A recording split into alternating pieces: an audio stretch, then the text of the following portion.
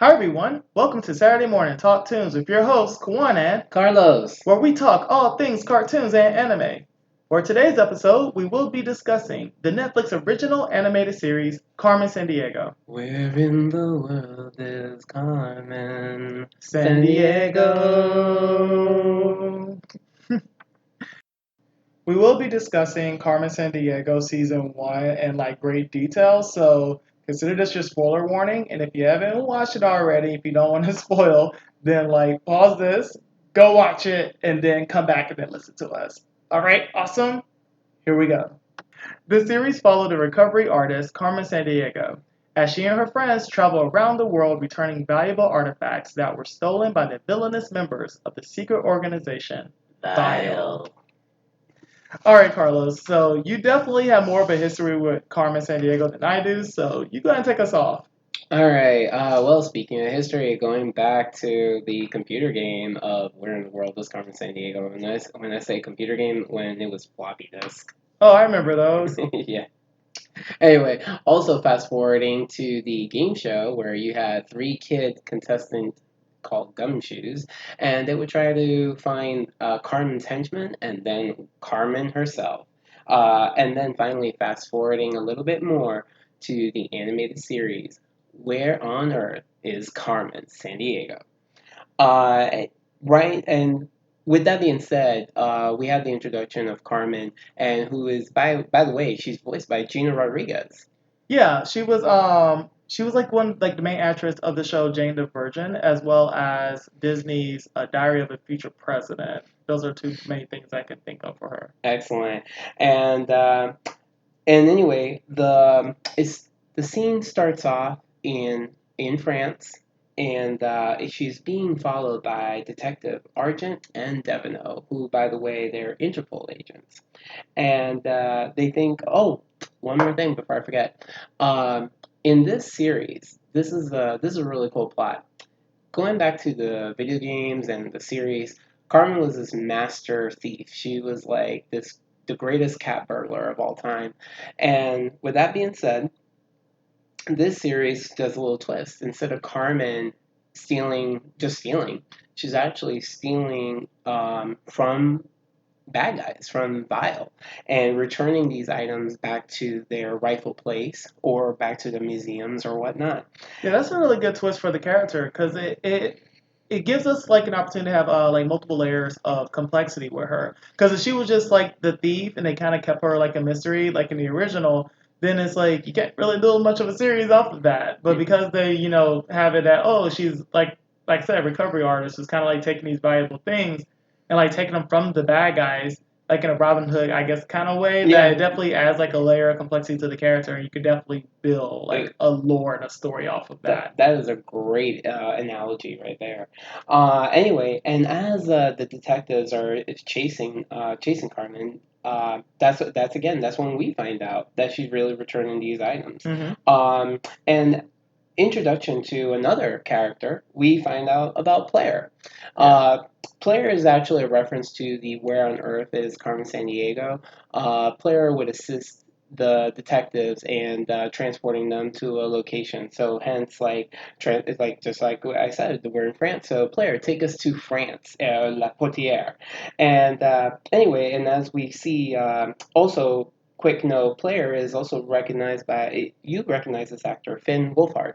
Yeah, he was in Stranger Things as well as in It. So that's really good for him. He's actually doing voice work as well as like film acting in front of the camera as well. I'm happy for him in that sense. Like I hope this works out great and other opportunities for him.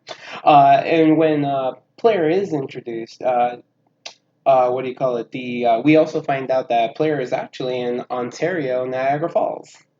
Uh, anyway, as Carmen is going and stealing, she's entering this museum, and she's trying to return the what was it called? Oh, it was the gem. It was called the Eye of Vishnu. That's right, the Eye of Vishnu, and she gets sidetracked because she sees the real prize, which is these Russian dolls. Hmm. And it's the reason these Russian dolls are important because they actually belong to her. It's the key to her past. It's the only key to her past that she has left.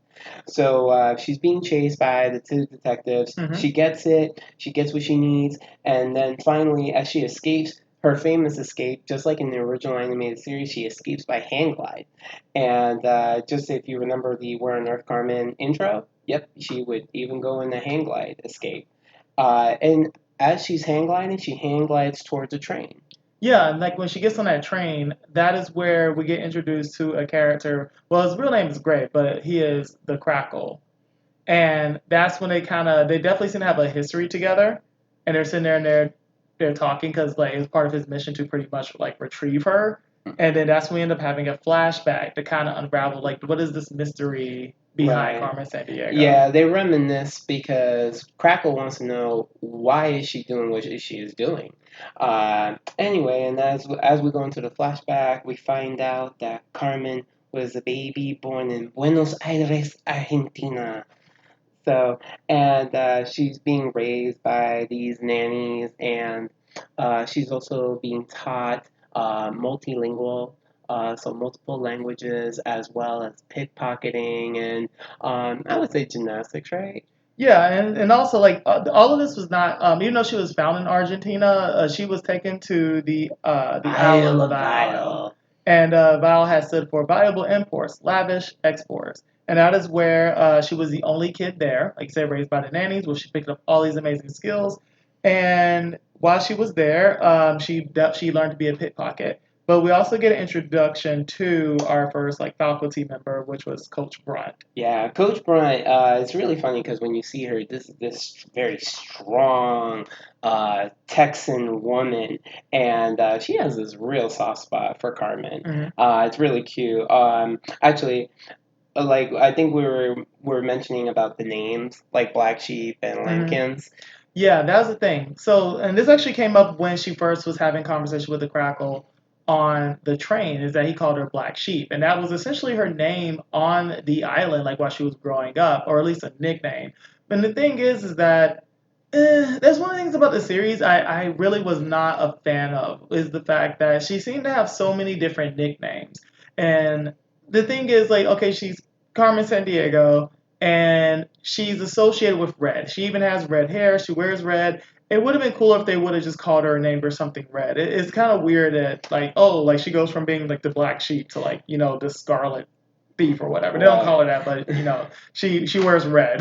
Yeah, I think, and like I said, I think it goes back to Coach Brunt. I think it's because she is a Texan woman. You can tell that she was like raised on a ranch or whatnot. Because again, she had such this beautiful soft spot for Carmen, and she would call her Lambkins and Black Sheep, but it was just so cute.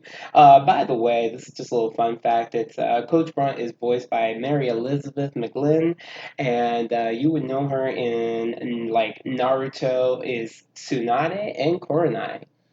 But yes, this woman has a big resume as far as voice acting is concerned. And as we meet some of the other voice actors, we're going to see a lot that they're either from Naruto or even DuckTales for that matter. Yeah, and like going back to this voice actress, it's crazy because looking at those characters that she played in Naruto, and even like looking at her, I would never have pictured like her being the voice behind Coach Brunt. So it definitely shows like the range of her skills and talents as a voice actor for her to be playing like this really large and charged character to like playing like these really beautiful women and like in these ninja villages.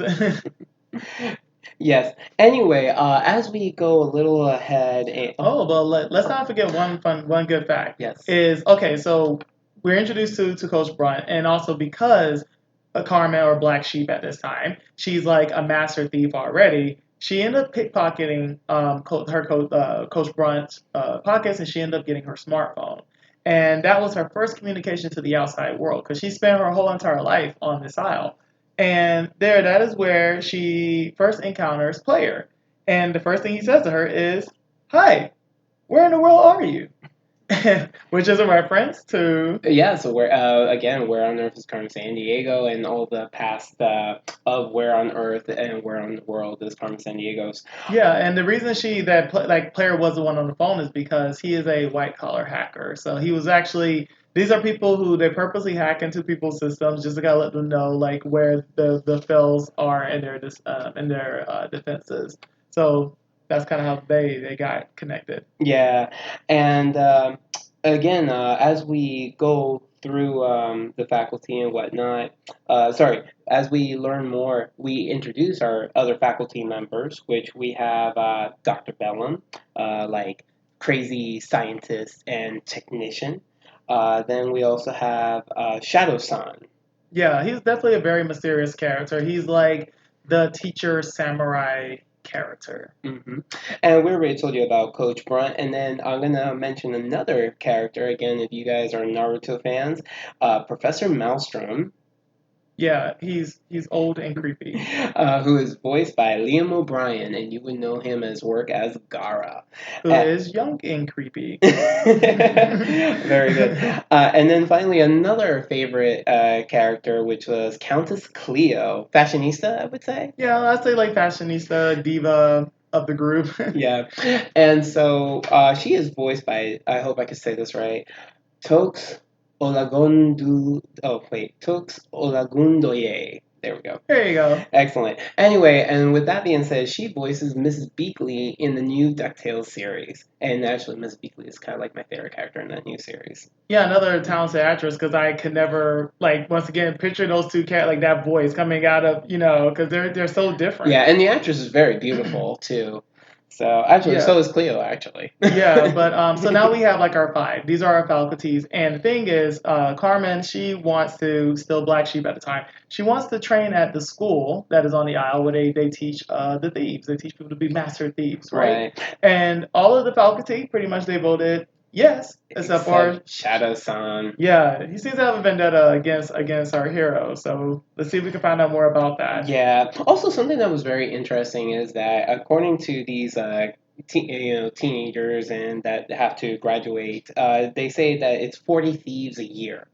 So I wonder if that's also like a 40 Thieves reference, like not to Carmen, but like maybe like the Knights of Arabia or the King. Yeah, it definitely makes sense because like it's so random for it to not be a reference. Right. But at this point, school has started, and Carmen she's now going to be training at the school, and this is where we get an introduction to our Classmates. yeah to our classmates. So we have the Tigress. Right. Oh, wait, really quick on Tigress. Again, going back to Where on Earth is Carmen Sandiego, this was also another reference, just really quick. Um, Carmen is being beat by this other master thief. Tigress is stealing everything before Carmen can even get to it. Carmen, being competitive, like wants to figure out who, what, and how to beat her.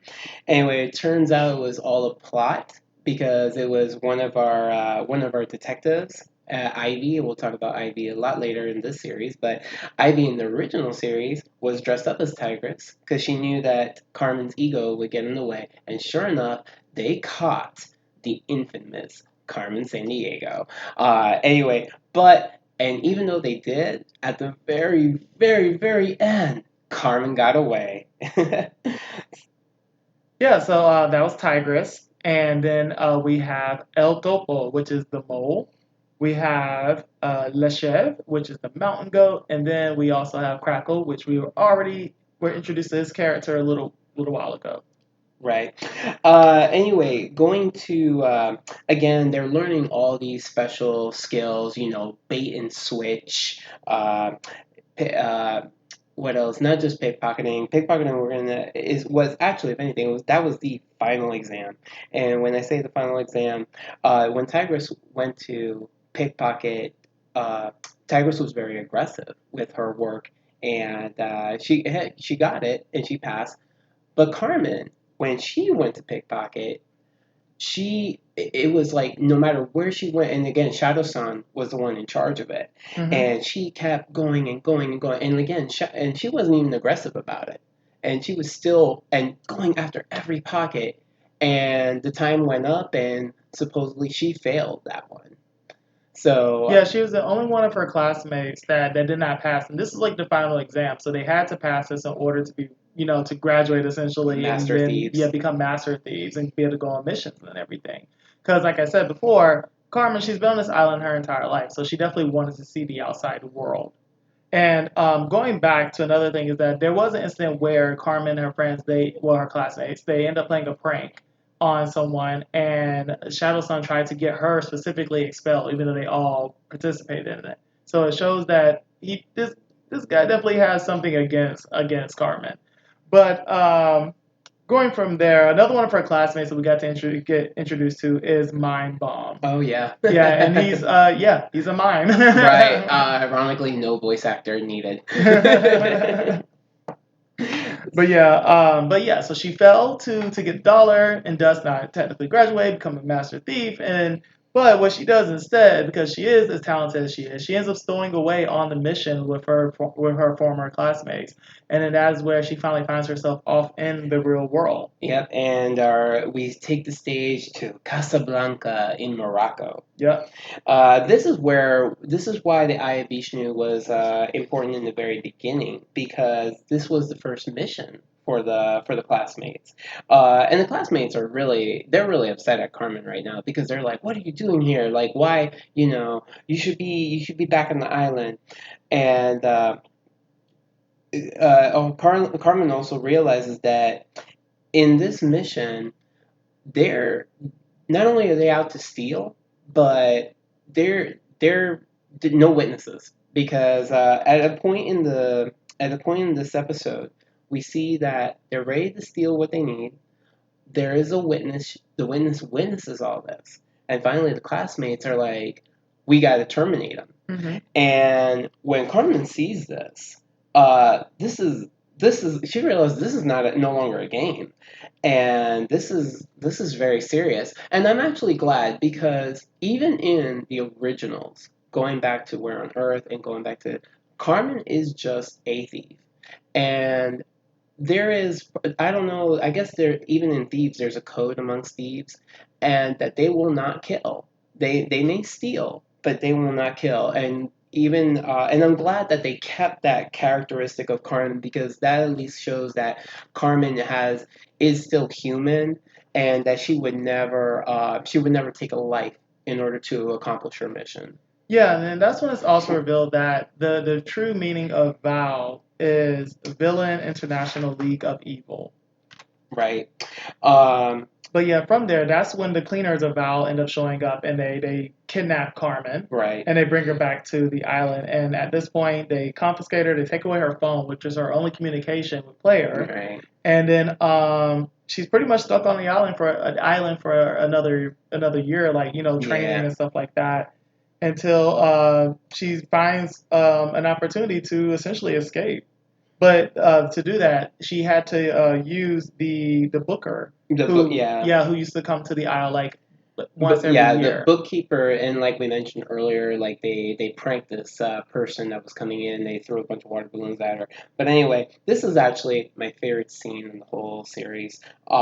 So the bookkeeper, she's on her way to do her annual financing with Vi.L.E, and here we just see so many references from the bookkeeper's red heels.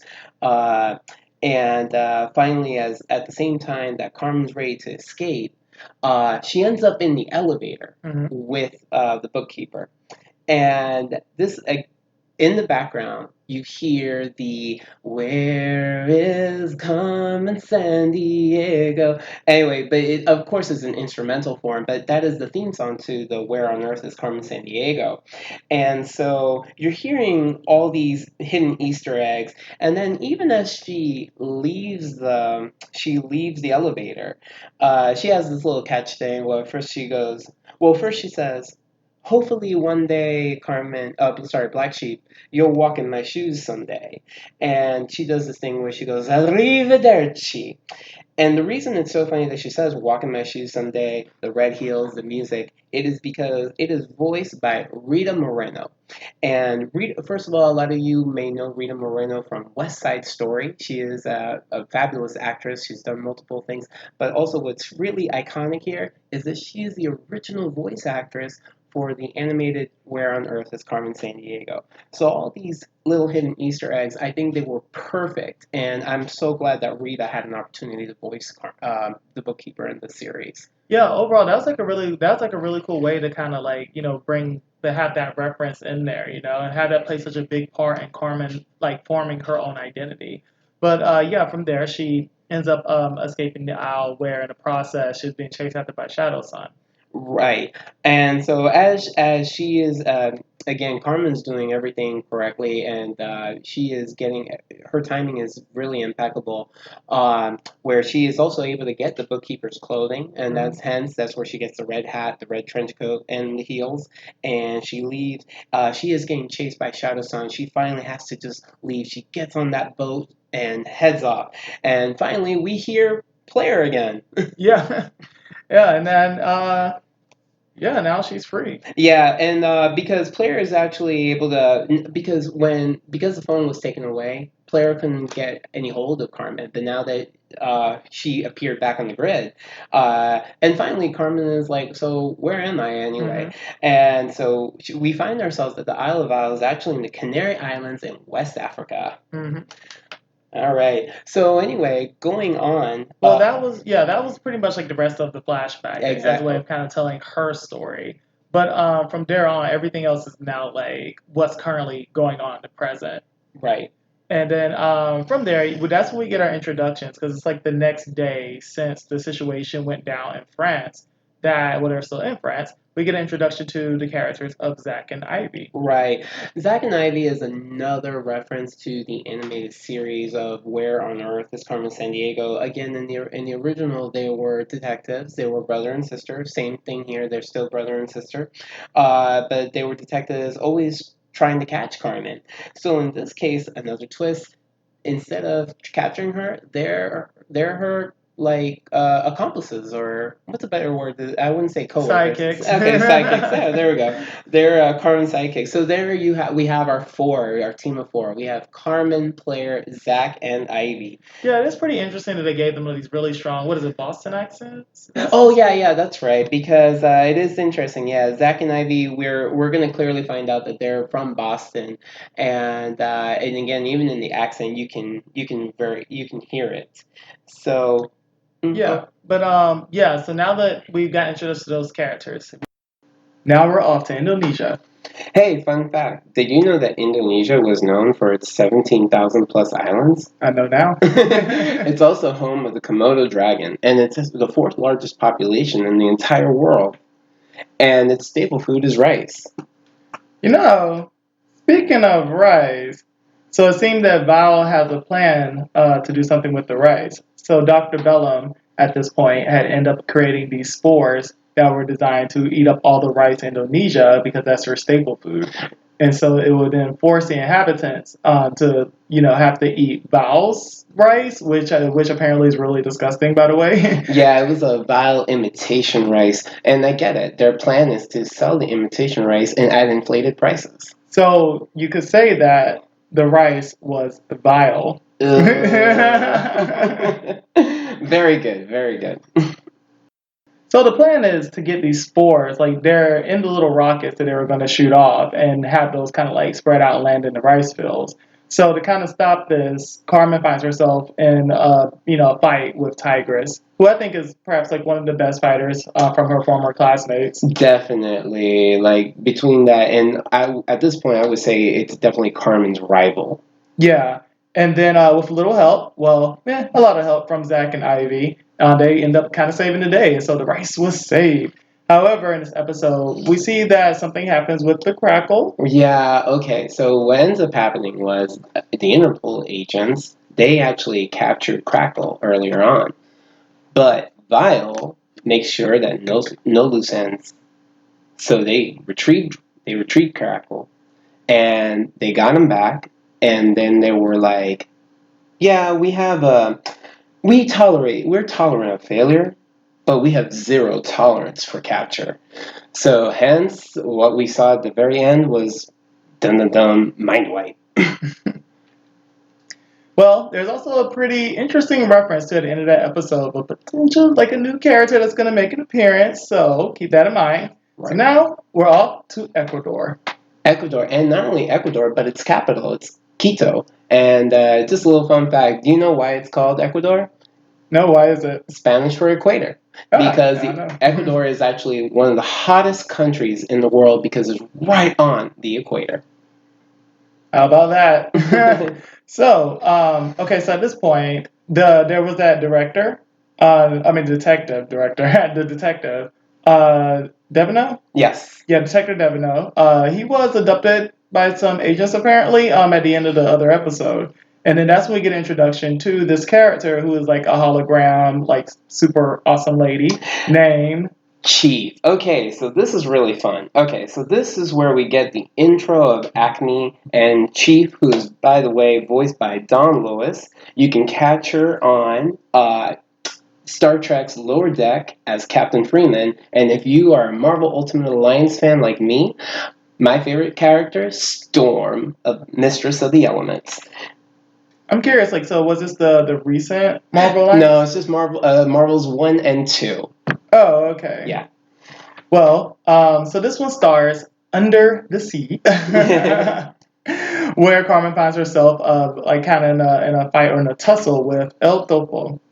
And This was really actually a funny scene. It is the whole like chase kind of scene and like mhm. where everything goes wrong. I mean, you got El Topo chasing Carmen and they're both chasing a fish. They actually end up. Well, they were actually under the water in the first place My because bad. they're looking for the bloom, like and potentially in a sunken ship.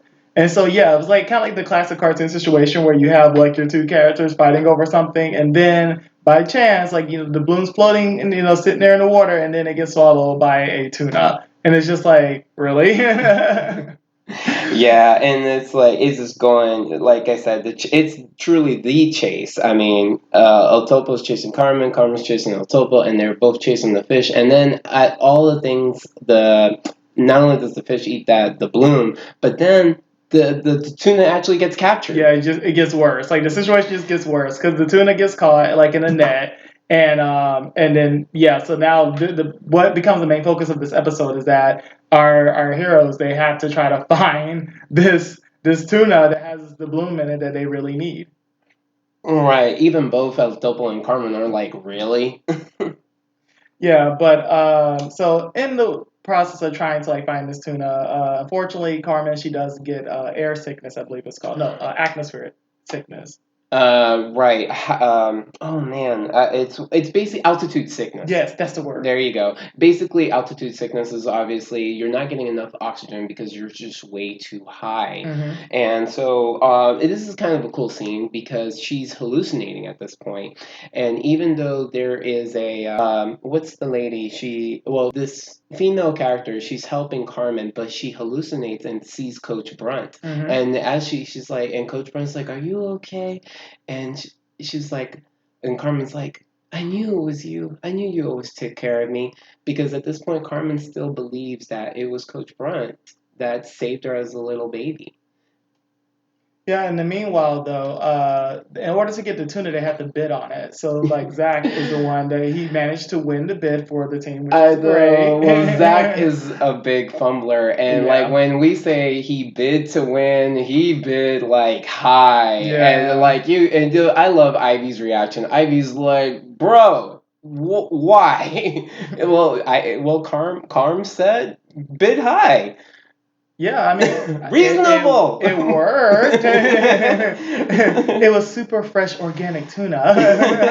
It was worth that amount. Well, But go ahead. yeah, but the episode, El Topo comes in the way yeah, that's what I was anyway. gonna say. Ended up closing out with Carmen having a fight with both El Topo as well as Lechev. Right. So luckily, Zach didn't have to pay that bill. So after that little mission, we find ourselves in Amsterdam. Amsterdam, it's also known as the Netherlands, and is actually famous for its paintings capturing natural light. I will say that this was one of my favorite episodes this season Hmm. because the whole situation is well, starting off, Carmen, she is in disguise as a whole nother like Character, yeah. yeah. No reference here. She's just her own disguise is called the Duchess, and Yeah, well, so, okay, so yeah, going back to that, despite this being an episode I really liked, once again, it kind of feeds into that. Like, there's so many nicknames and personas with Carmen's character, and that's like my biggest critique with the show is that I really enjoyed it, but it's just that there's so much like different code names and stuff for her, and it's like the Duchess, like well, as far as we know, it wasn't a reference to anything Not to my in the knowledge, past. at least. So it's kind of like, well, then why come up with this random character? You know, why come up with another persona for her? And once again wearing black too on top of that, and like she was Black Sheep. So it's like, but she wears red. So why is there not more reference to her like in red or something like that? I don't know. All I know is that her mission was really important to full Countess Cleo. Hmm. But like you, yes, I love this episode as well, but only because it really gave Zach a chance to shine. Yeah. So the Countess Cleo, she had what was it, like her assistant or? It was a new, yeah, it was another character. It was the intro of Dash Harbor, and who, by the way, is voiced by Troy Baker. So Dash opens the door to because he's there to collect the painting that supposedly the Duchess had, like, stolen. And lo and behold, it's Zach who opens it. And the thing is, so as a means of covering, Zach is like, "Oh, I am the Dutch." And I found this. Okay, so the thing is with characters like Zach is that they're unbelievably not the smartest. And I often have like a lot of issues with that when it comes to characters because it's like, how are you still alive if you're just if you're just not that smart? And this is a big reason why I kind of ended up liking this episode. So now he is supposedly the Dutch, and he now has to undergo like some training, like Rocky style montage, training in order to pull off this persona of him being this really prestige, like thief and everything. And I really liked like how his character did a complete like 180 and became this new, more polished character. Yeah, no, I agree. Zach had to be dignified, and then it worked really well. And not only that, but he was able to get Countess Cleo to not only like him, but she was actually quite smitten by him. Yeah, there was like a lot of little clever things that he did. What was it like? He had pulled something went missing. Remember? And then he was just like, oh, like, always a thief. Oh, he ended up using the wrong glass of water and at the table because you have to have like Yeah, perfect table manners and stuff like that. But the fact that he had got called out by Dash, and Dash was like, oh, well, you're drinking someone else's water. It's the wrong one, Mr. right. Prestige. And that's when Zach is like, "Oh, always a thief." So, Yes, that was like really cool the way that he managed to pull that off. hmm So, behind the scenes, Carmen and Ivy are baiting and switching the original paintings for fake ones because they're retrieving all that Countess Cleo stole. So again, Carmen's just trying to do what's right. but by the end of this episode, we get to see a peek at the Crackle, but now AKA Gray, his original name. Mhm. And so it seems like we're going to be off to Australia, to down under. Right. It is also known for the Outback and known for the Sydney Opera House. It's also huge wilderness. And guess what? As they're going to Sydney Opera House, guess what's playing? What? Carmen. Ba-dum-bum. Yeah, right. Yeah, no pun intended. Was their work, and it just if you guys aren't familiar with it, it's the da da da da da da da da da Dun, da. dun, dun, dun, dun, dun, dun, dun, dun. He's a better singer than I am, so. Actually, I did not know that song was called Carmen Oh until yeah, until yeah. now. Yeah, It's the whole play yeah. or opera, I should say opera.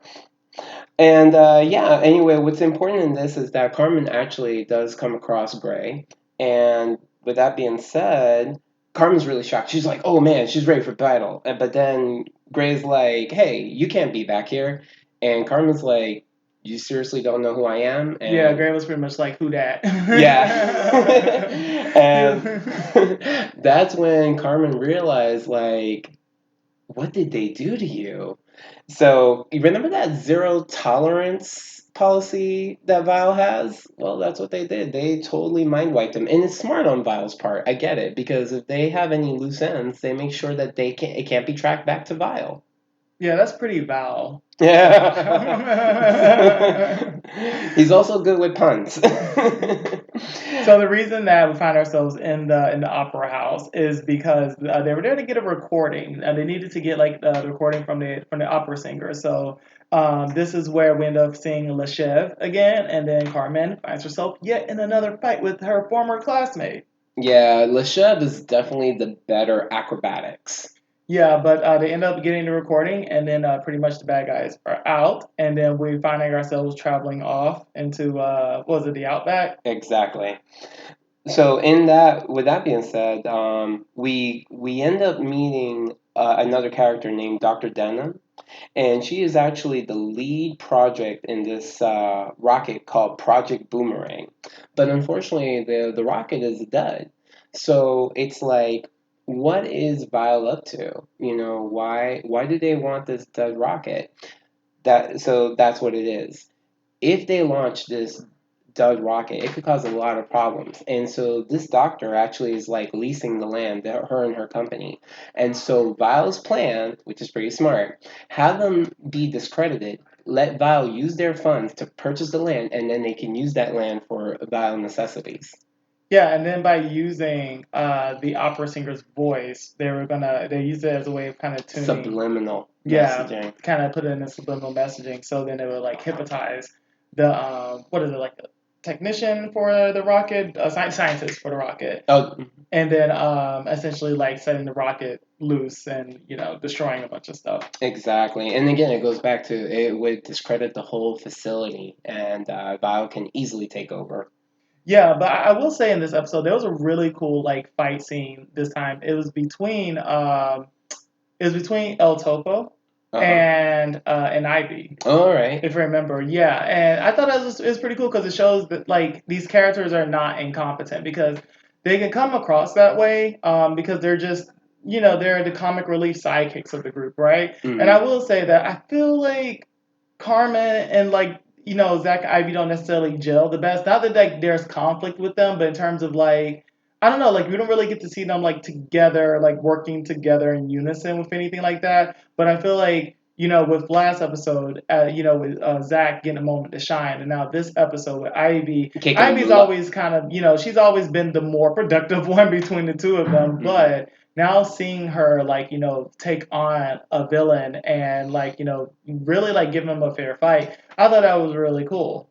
Yeah, oh, yeah. Ivy definitely kicked a lot of butt. So our heroes, long story short, they managed to stop this rocket from blasting off, which is great. Aborigine land is safe and Sacred. secure. And also, and towards the end of this episode, uh, Carmen had an opportunity to meet with Gray, and but then she opted not to meet with him Yeah, because Player really convinced her not to. yeah, Because Player was worried that what if Gray Crackle was putting on an act. And so, yeah, so Carmen just decided not to take the risk. But yeah, they were going to have a nice little lunch at a cafe in Australia. yeah, I felt like a little sad about it in a way, but Yeah. also like I completely understand that. But it's interesting because considering like how their relationship was in the beginning, I was kind of curious if they're gonna make him like a potential love interest. But they definitely have like a brother sister vibe in the very beginning. And yeah, So and that's that's how in a weird way it's like okay, it's sad, but I would have been more devastated if they kind of had it that like they're star-crossed lovers and so no, yeah. but I agree with you. I was going for the whole brother sister because Carmen said it a lot all the time throughout the series that you were like a brother to me. So So now we're back with the five. And there's an introduction of a new character who's kind of creepy, but we'll talk about her more in a bit. However, now we're off to Mumbai, India. right. I have no fun fact from Mumbai, India. Oh. But I do have another fun fact later on. But let's keep going. Oh, actually, in Mumbai, India, it is actually home to the Magna Carta, so I take it back. And that's Vile's next plan. They're actually planning to steal the Magna Carta, which is pretty much the equivalent to the United States Declaration of Independence. Nice. Yeah, so in this episode, this is where we found ourselves like there's a big fight between a new character that is like form that we'll introduce towards the end of last episode, but now we have like full like exposure who this character is. Yeah, this character is actually one of my favorite characters, but we'll talk about her in a bit. Yeah, so her name is Paper Star, and her main thing is that she's creepy, and she also does like little Origami origami. shurikens. Yeah, well, she So do origami anything and turn it into a weapon. right. So anyway, Paper Star, she's voiced by Kimiko Glenn, and this voice actress, I wish her all the best. I think she's an upcoming voice actress, and she's just so talented. She played Penny Parker in the Spider-Verse movie. She played Ezor in that Voltron series, and also she's playing Lena from in the new DuckTales series. Hmm. So and so many more. This girl has talent, and Paper Star and Lena are actually two really cool characters. But anyway, go ahead.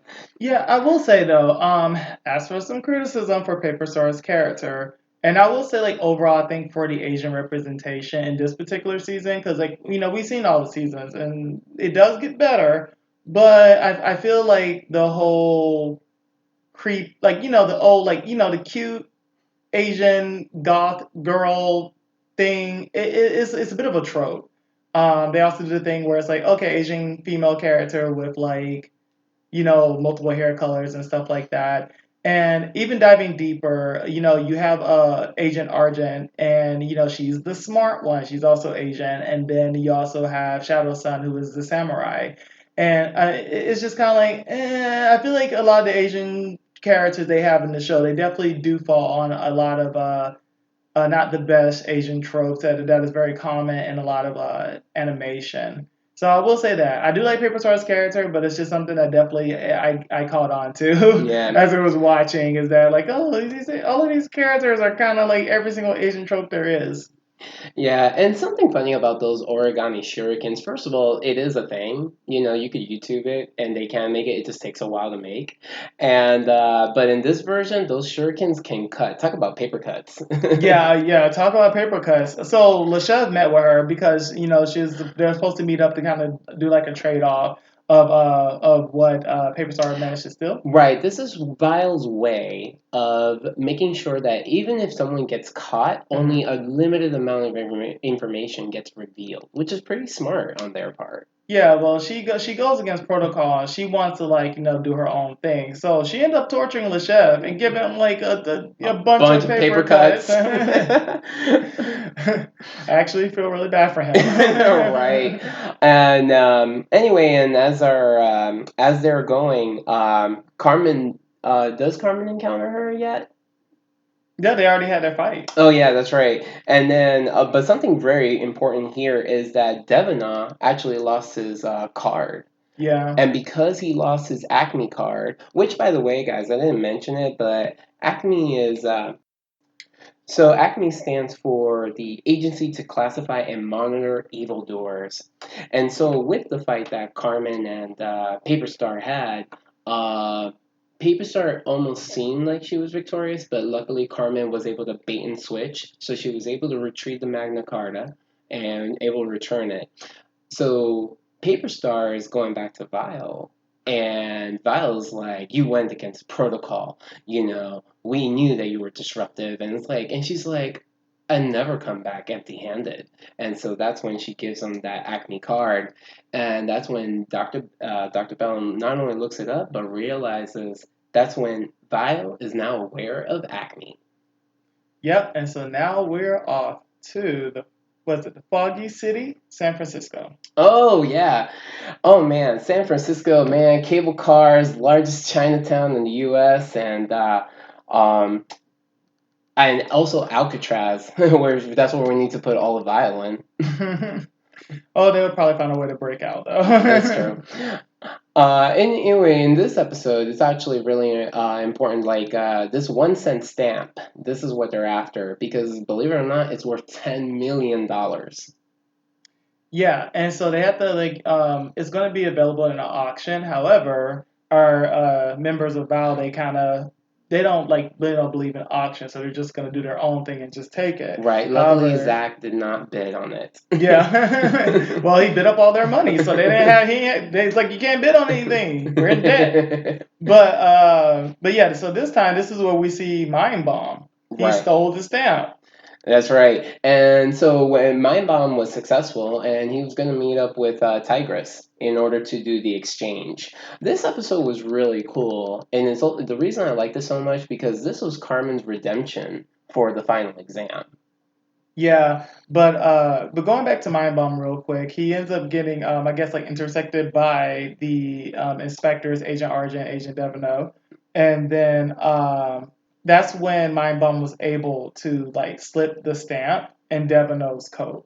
Right. Oh, because that's right. Because Devino was like, "Where it is? Where is it?" And he's just inspecting everywhere because, hence, Mind Bomb like did again a bait and switch. So of course Mind Bomb doesn't have it because and Devino doesn't even realize he has it. So Tigress is like, where's the stamp?" And Mind Bomb, he doesn't talk, so he mimes.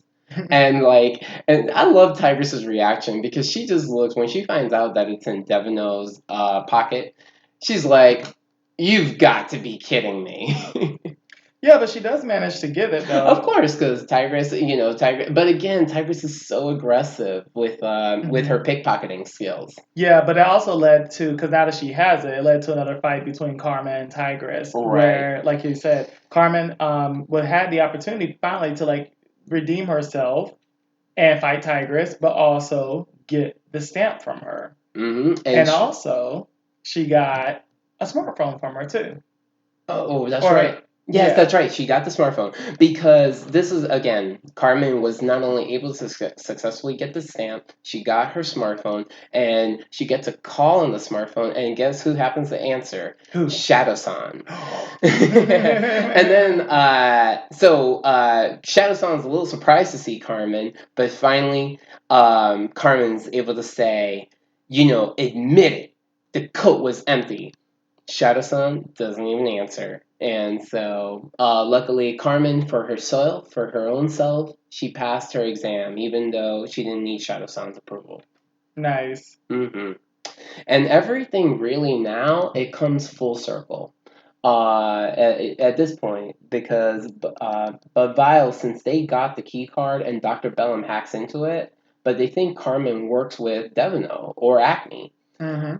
Brunt and Shadow-san go themselves to investigate because they wanna retrieve Carmen because at this point Val is just they're mad. They're like Carmen has cost us too much money. Hmm. She's foiled all our plans, and that's it. So Shadow-san is like, I'm going to retrieve her, and Coach Brunt is like, oh no, go ahead. No, you're right. Oh yeah, Continue on. and so Coach Brunt is like, well, you're not gonna go by yourself. I'm gonna help. Sorry, I don't do Texan accents I very mean, it's well. better in my country accent. I'm actually Yeah. country. Like last week when I was trying to like mimic Sammy from All right. Jurassic World. Yeah, go for it. No, I'm not. I'm not. All right. All right. Like, Well, anyway, but yeah, they go ahead. They try to retrieve. They try to retrieve Carmen, and what else? well, before they do that, because one thing you skipped over was the fact that Agent Devino got kidnapped. Right. Because, like I say, they thought that he was working with Carmen, so they ended up kidnapping him. Now, one thing that we have not really put a lot of emphasis on is that, okay, so Agent Devino and Agent Argent. Argent, they both have been after Carmen Sandiego, and they're now been recruited by Acme. Mm. And the thing is, Devino the entire time, he has been like, no, Carmen, she's the bad guy. She's the one, like, we're after her. And no, regardless of what it was, even when Val was behind something, he still blamed Carmen the entire time. Now, Agent Argent, she, on the other hand, she was like, I don't think Carmen has anything to do with this. She was the smarter one between she's the brains of the Yeah. outfit You here. know who Argent reminds me of? Who? Sailor Mercury. That's actually a really great comparison. Yeah. But yeah, so Agent Argent the entire time, she was like, no, I don't think Carmen was behind this. I think there's other factors here. So she's been questioning all of this the entire time and looking at it from, a different perspective, which has been awesome. But, Devin knows now he's kidnapped and he thought that Carmen was the one who kidnapped him. And it's like, no, but she's the one essentially trying to save him. So it's just, there's just a lot. Right, and thankfully Carmen does save Devina, and here we got another pivotal moment. Carmen accidentally activates Devino's pen. And something we didn't mention, these pens are actually ways of Argent and Devino to contact the chief. And the chief, comes in a holographic form. And so, again, Don Lewis's voice is just amazing. So when she does appear and sees Carmen Sandiego and just say, so you must be Carmen Sandiego. But Carmen, in a panic, she steps on that pen, so destroying the hologram. So.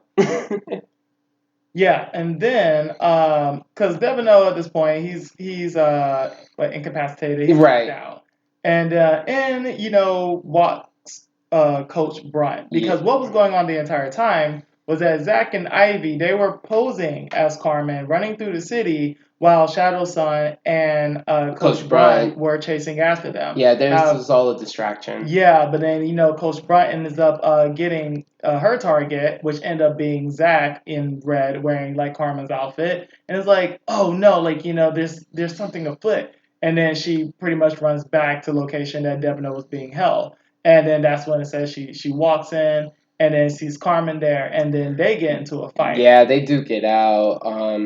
Yeah, and like I said, this is a strong lady, Yeah, so and Carmen's getting her butt kicked yep, she getting beat. all over the place. And like and finally like Carmen's like, but you saved me as a baby and everything, and Coach Brown finally admits, like, she's like, no, I never really found you, but I am hurt, I am taking you home, and Carmen's like, no, and finally Coach Brunt's like, well, you leave me no choice. Give Mama Bear one big bear hug.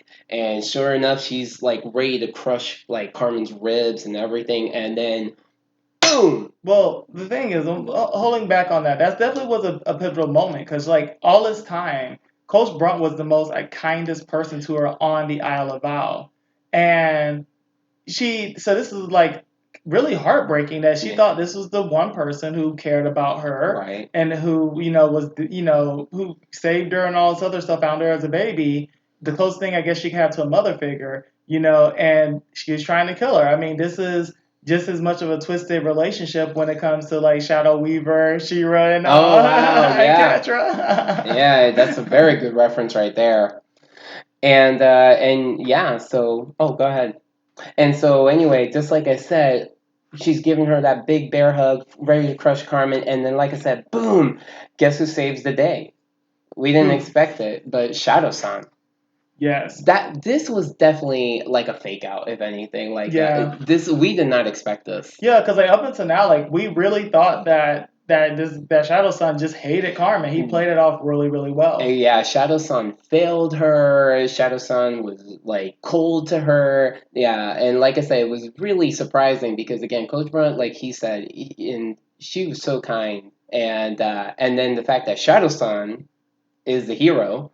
So, and he also admits, finally, he does admit to Carmen, yes, the coat was empty. But yeah, everything that he has ever done was essentially to protect her. Like he didn't Mm. want her to go to the school like of thieves. And that's why he purposely made her fail. And like even her going on the mission, like him voting against her even being in the school in the first place. Like he's everything he has ever done was essentially to help Carmen. Yeah, and in seasons to come, we'll explain more about that.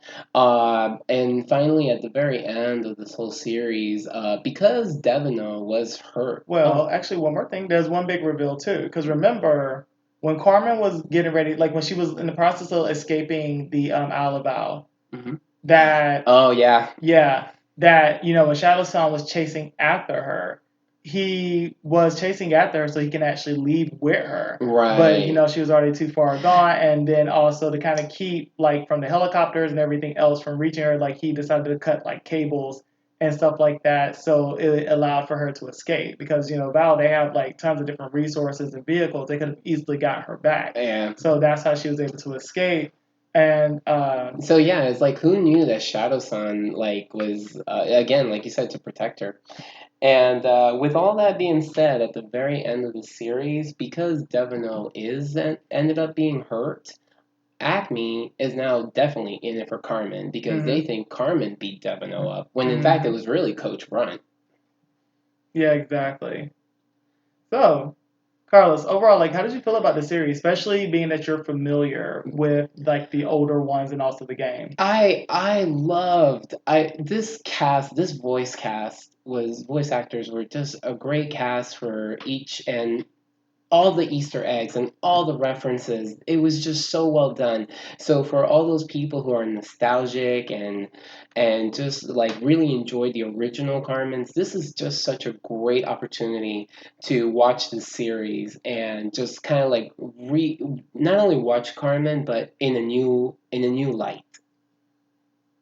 No, overall, yeah, I enjoyed the show too. I really, because I'm not familiar with the older ones, I thought that. 'Cause I know we had like a discussion about this. I like the fact that the character is supposed to be Latina, and Hmm. so it's great for like Latino Right. representation. And going back to even, and again, even if the original Where on Earth is Carmen Sandiego, who was Mhm. voiced by Rita Moreno, she is a Latin actress and also voiced so Carmen is it's official. She is Latina.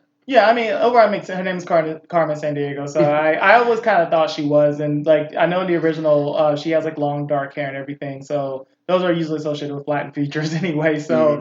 I always kind of considered that character to be as such. Um, I will say that once again, there's my critique with like the Asian representation in the show. I feel like that could be better, but I do know that it does get better like as the show goes on. But I do think it was like a great like modern day adaptation of that show Right. with Zach and Ivy, like I said, Zach, I do want to be a little bit more smarter. I have issues with characters that are just unbelievably like that silly all the time. I know it's ironic because in the original they were detectives. They were Hmm. very competent. Had his own specialty, and Ivy had her own specialty. But like I said, I actually love this combination of four between Carmen, Claire, Zach, and Ivy. And to me, they work really well, and I actually do love the comedy of Zach and Ivy. But you are right. As the season go on, they get better. Yeah, and then lastly, I really like the five. Like the villains that we have, I actually Oh like all of yeah. Yes, them. they really are. I love it, and like I said, the fact that we have some Naruto voice actors in there, and some this is just like I said, this is a great casting. All right, so I don't know any final thoughts you have. No, I think I said plenty. All right. All right, everyone. So I really hope you enjoyed this episode, and make sure to leave like a comment if you liked it. Leave us a like if you didn't. Leave us a dislike. How you feel? And Subscribe if you like. yeah. Oh, that'd be awesome. Yeah, subscribe. Yeah. And yeah, new episodes coming every Saturday where we talk all things cartoons and anime. So tune in. All right, everyone. I guess we're tuning out.